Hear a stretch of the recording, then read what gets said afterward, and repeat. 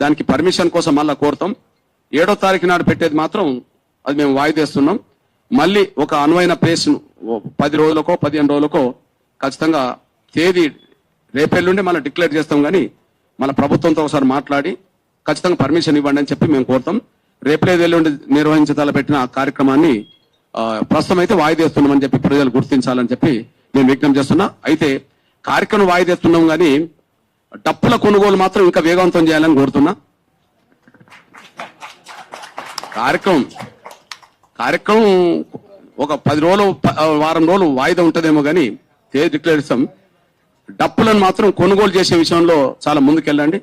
ఈ తెలుగు రాష్ట్రాల్లో అన్ని షాపుల్లో అన్ని దొరుకుతున్నాయి కానీ ఈ వాయిద్యానికి సంబంధించిన షాపుల్లో డప్పులు దొరుకుతలేవు. ఆ కొరత బాగున్నది.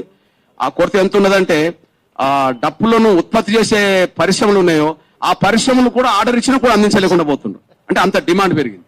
మళ్ళీ ఏంటంటే 400 దొరికేది ఇప్పుడు 700 900 దాకా పోతుంది. అది సరే 1000 అయినా కొనడానికి సిద్ధంగా ఉన్నారు. కింద మీద పడి కొంటారు కానీ అదైతే జరుగుతున్నది. దయచేసి విషయంలో